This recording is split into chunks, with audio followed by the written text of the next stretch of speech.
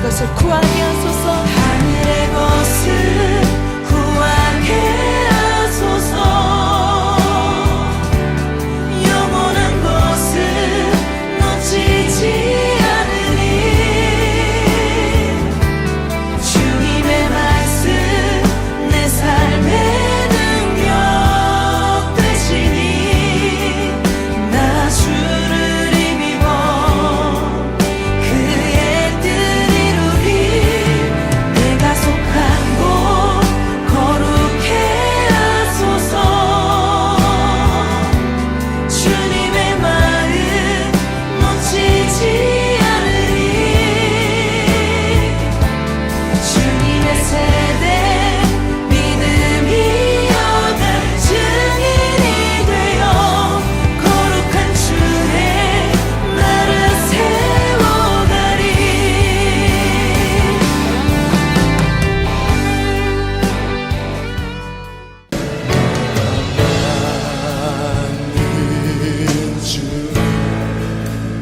주께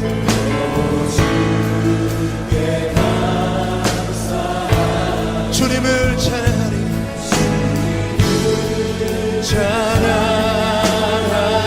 열방 중에서 주의 인자는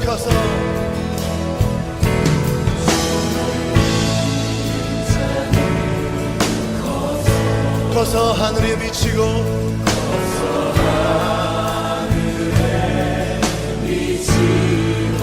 주의 진리는 넓은 궁창에 일어나리.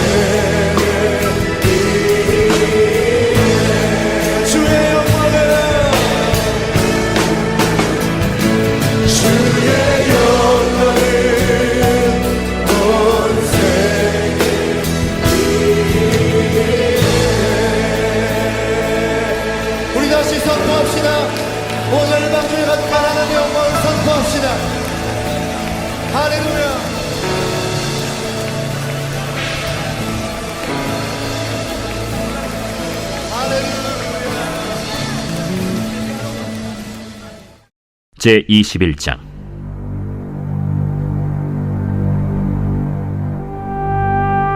므낫세가 왕이 될 때 나이가 12세라. 예루살렘에서 55년간 다스리니라. 그의 어머니의 이름은 헵시바더라. 므낫세가 여호와 보시기에 악을 행하여 여호와께서 이스라엘 자손 앞에서 쫓아내신 이방 사람의 가증한 일을 따라서 그의 아버지 히스기야가 헐어버린 산당들을 다시 세우며 이스라엘의 왕 아합의 행위를 따라 바알을 위하여 제단을 쌓으며 아세라 목상을 만들며 하늘의 1월 성신을 경배하여 섬기며 여호와께서 전에 이르시기를 내가 내 이름을 예루살렘에 두리라 하신 여호와의 성전에 제단들을 쌓고 또 여호와의 성전 두 마당에 하늘의 1월 성신을 위하여 제단들을 쌓고 또 자기의 아들을 불 가운데로 지나게 하며 점치며 사수를 행하며 신접한 자와 박수를 신임하여 여호와께서 보시기에 악을 많이 행하여 그 진노를 일으켰으며 또 자기가 만든 아로 새긴 아세라 목상을 성전에 세웠더라. 옛적에 여호와께서 이 성전에 대하여 다윗과 그의 아들 솔로몬에게 이르시기를 내가 이스라엘의 모든 지파 중에서 택한 이 성전과 예루살렘에 내 이름을 영원히 둘지라. 만일 이스라엘이 나의 모든 명령과 나의 종 모세가 명령한 모든 율법을 지켜 행하면 내가 그들의 발로 다시는 그의 조상들에게 준 땅에서 떠나 유리하지 아니하게 하리라. 하셨으나 이 백성이 듣지 아니하였고 므낫세의 꾀임을 받고 악을 행한 것이 여호와께서 이스라엘 자손 앞에서 멸하신 여러 민족보다 더 심하였더라. 오늘 말씀은 열왕기하 21장입니다. 이제 히스기야 왕의 통치가 끝나고 이어서 그의 아들 므낫세가 유다의 왕으로 등극했음을 성경은 말하고 있습니다. 특별한 것은 1절에서 그의 어머니는 헵시바더라 라고 성경은 말하고 있는데, 이것은 그 아버지 혈통을 중시한 그 유대 민족의 기록 방법과 사뭇 다른 것을 볼 수 있습니다. 추앙받던 히스기야 왕의 아들이라는 표현을 쓰고 싶지 않았던 것이 아닌가라는 생각이 듭니다. 종교개혁을 이룬 아버지 히스기야 왕 아래에서 난 므낫세는 그 아버지와는 완전 다른 길을 걸었고 그로 인하여 남유다는 다시 악으로 회귀하게 되었음을 성경을 통해 살펴볼 수 있습니다. 므낫세는 하나님이 유다를 아수르로부터 구원하신 과정을 살펴보았을 테고, 또한 그의 아버지 히스기야가 기적적으로 생명이 연장되는 치유의 사건을 경험했습니다. 하지만 그가 악으로 돌아간 이유는 무엇이었을까요? 성경은 므낫세 왕이 여호와 하나님 보시기에 악을 행했다. 이는 이방 사람의 가증한 일을 따른 것이다. 그리고 구체적으로는 아버지 히스기야가 헐어버렸던 산당들을 다시 세웠으며 이방신을 위하여 제단을 쌓고 섬겼다라고 성경은 기록하고 있습니다. 심지어 성경은 북이스라엘의 왕 아합의 이름까지 거론하며 므낫세가 정말로 가증한 그리고 악한 일을 행하였음을 강조하고 있습니다. 지도자의 신앙은 공동체 전체에 영향을 미칠 것입니다. 므낫세 한 사람으로 인하여 온 나라가 흔들리게 된 것입니다. 그 결과는 어떻습니까? 결국 하나님은 유다를 바벨론의 포로로 끌려가게 하셨습니다. 우리는 이 유다의 역사를 반면교사 삼아야 할 것입니다. 이를 통해 영적인 축복은 저절로 흘러가는 것이 아니다라는 것을 알 수 있습니다. 히스기야의 선한 정책들을 봤었던 므낫세는 그가 왕위에 오르자 이방 민족의 풍습을 따르는 악행을 서슴지 않았습니다. 저희는 이러한 므낫셋의 악행을 보면서 부모로서의 그리고 신앙의 선배로서의 저희의 역할에 대해 생각해 보기를 원합니다. 자녀의 타락된 모습이 모두 부모의 책임이라고 할 수는 없을 것입니다. 하지만 부모는 본을 보이는 삶을 살아야 할 것입니다.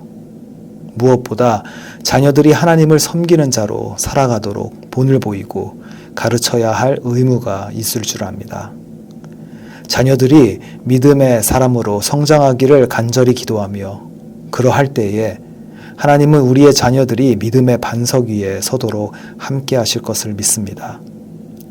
세상은 어떠합니까? 우리 어린 아이들의 생각과 가치관을 혼란스럽게 하고 있습니다. 세상은 오염된 가치관을 심어주고 있습니다. 부모된 성도가 방심하여 자녀들을 세상의 문화에 내버려 둔다면 우리의 자녀들은 방향을 잃고 방황의 길을 걸어갈 수밖에 없을 것입니다. 그래서 부모에게 신앙의 유산을 자녀들에게 온전히 넘겨주어야 할 의무가 있습니다. 깨어있어 자녀들에게 말씀을 전하고 도와주어 그들의 믿음이 흔들리지 않도록 그들이 하나님으로부터 꾸준히 공급받을 수 있도록 도와주고 기도해야 할 것을 믿습니다. 같은 그룹의 마하나임의 그 믿음의 가정을 소개하고자 합니다. 제가 닮고 싶은 참 신실한 부모님이 있는 가정인데요. 놀랍게도 매일 저녁 식사를 하고 이후에 가정 예배를 드리신다고 합니다. 아이들이 어렸을 때부터 했었던 것인데 처음에는 힘들었지만 시간이 지나면서 하나님께 매일 기도함이, 매일 예배함이 가정의 하루에 꼭 필요한 일이 되었다고 하십니다. 이 예배를 통해 부모님의 신앙이 그들의 하나님을 경외함이 자녀들에게도 온전히 흘러갈 수 있게 된 것이라고 생각합니다. 좀 전에 제가 놀랍게도라고 말을 했는데요. 사실 놀라면 안 되는 것이죠. 하지만 저희 가정을 생각하면 이것이 정말 어려운 것이기 때문에 그렇게 말이 나왔습니다. 부끄럽게도 가정 예배를 매주 한 번씩이라도 드리자라고 마음을 먹었지만 그것이 잘 지켜지지 않고 있음을 고백합니다.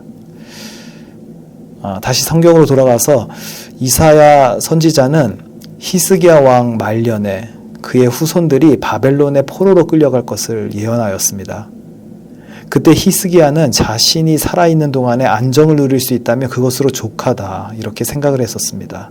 즉 그의 자녀들, 그의 후손들은 염두에 두지 않은 것입니다.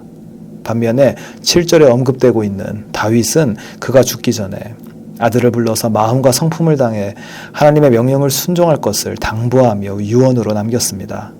그는 아들 솔로몬에게 하나님을 위한 성전을 짓도록 그를 가르쳤고 이를 위한 준비에 힘을 다하였습니다. 다시 말하지만 자녀의 타락이 전적으로 부모의 책임이라고는 할 수 없습니다. 하지만 부모된 그리고 신앙의 선배된 저와 여러분은 무엇보다도 우리의 자녀들이 하나님을 섬기는 자로 살아가도록 본을 보여야 할 줄 믿습니다. 세상이 말하는 우상을, 우리 안에 자리 잡고 있는 우상을 깨트려 버리고 그것을 위하여 살아가지 않고 그 자리에 하나님의 임재하심이, 역사하심이 자리 잡도록 해야 할 줄 믿습니다. 알게 모르게 따랐던, 지금도 따르고 있는지 모르는 그 세상의 목소리와 세상이 말하는 중요한 것들, 이 우상들에게서 눈을 돌려 저희 마음에 믿음의 성전을 굳건히 세워야 할 것임을 믿습니다. 팀 켈러 목사님의 글을 인용하며 말씀을 마칩니다. 우리에게 희망이 있는가? 그렇다. 우상을 그냥 없앨 수는 없고 대체해야 함을 깨달으면 된다. 그냥 뿌리를 뽑으려고 하면 우상이 되살아나지만 다른 것을 대신 들여놓으면 해결된다. 다른 것이란 무엇인가? 물론 하나님이다. 하지만 여기서 말하는 하나님이란 그분의 존재를 믿는 막연한 신념이 아니다. 그것은 웬만한 사람들에겐 다 있지만 그들의 영혼에는 우상이 득실거린다. 우리에게 필요한 것은 하나님과 생생하게 만나는 것이다. 그렇습니다. 사랑하는 성도 여러분, 저와 여러분이 하나님을 생생히 만나는 하루가 되기를 소망합니다. 그래서 이 아침에 우리 안에 있는 우상 대신 하나님을 갈구하기를 소망합니다. 하나님께 간절한 기도를 올리시기 바랍니다. 하루의 삶에서 하나님을 묵상하고 그의 인도하심에 따라 살아가려고 노력할 때 하나님이 그의 얼굴을 보이시며 저와 여러분에게 세세한 곳에서 대화하시고 저희 모두를 이끄실 줄 믿습니다. 그렇게 매일의 삶에서 하나님을 마주하는 신앙의 유산이, 이 신앙의 본이 우리의 자녀와 목장과 교회와 세상에 온전히 흘러나갈 줄, 그래서 변화를 이루게 할 줄 믿습니다. 아멘. 오늘 말씀을 기억하며 함께 기도하시겠습니다. 우리 안에 자리 잡고 있는 세상이 주는 그러한 생각들, 우상들을 없애기를 소망합니다. 대신 하나님을 생생히 만나는 하루가 되기를 기도합니다. 말씀을 통해 주시는 하나님의 음성에 순종하는 삶을 살아감을 통해 우리의 자녀와 주변에 본이 되는 삶을 살아가기를 기도합니다.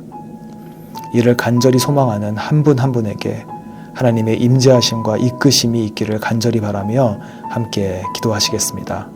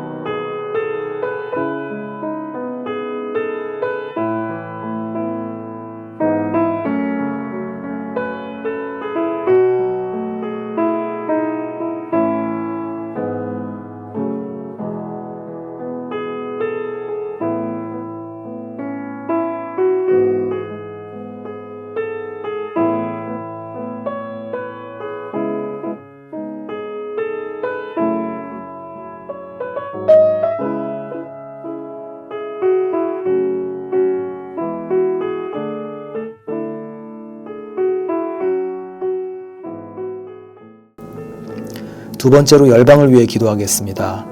지금도 전쟁 중인 나라와 내전으로 어려움을 겪고 있는 나라의 평화를 위해 기도합니다. 각 마을별로 후원하는 선교지를 놓고 기도하시겠습니다. 계속 진행되고 있는 우리 교회 선교 일정을 놓고 교회가 하나님의 마음을 품고 열방을 섬기기를 이 시간 함께 기도하시겠습니다.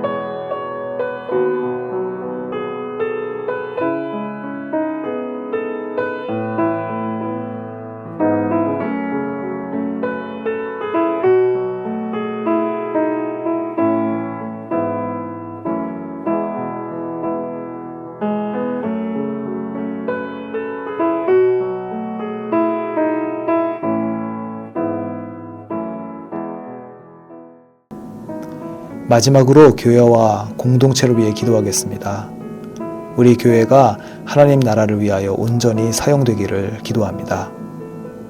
앞으로 이 건축과 이와 관련된 장소, 주차, 식사 등의 사안을 놓고 기도합니다. 모든 과정을 통해 하나님께서 일하시고 이끄심을 저희 모두가 경험하기를 간구합니다. 성도님들 중에 육신의 어려움과 마음의 연약함으로 고통 중에 있는 분들의 회복과 치유를 위해서 하나님의 은혜를 간절히 바라며 함께 기도하시겠습니다.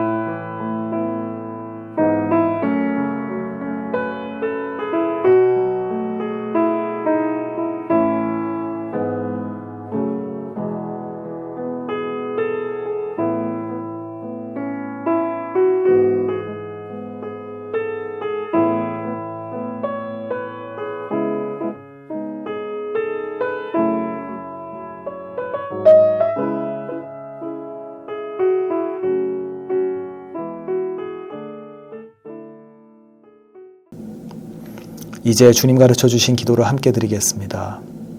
하늘에 계신 우리 아버지여, 이름이 거룩히 여김을 받으시오며 나라가 임하시오며 뜻이 하늘에서 이루어진 것 같이 땅에서도 이루어지이다. 오늘 우리에게 일용할 양식을 주시옵고 우리가 우리에게 죄 지은 자를 사하여 준 것 같이 우리의 죄를 사하여 주시옵고 우리를 시험에 들게 하지 마시옵고 다만 악에서 구하시옵소서. 나라와 권세와 영광이 아버지께 영원히 있사옵나이다. 아멘.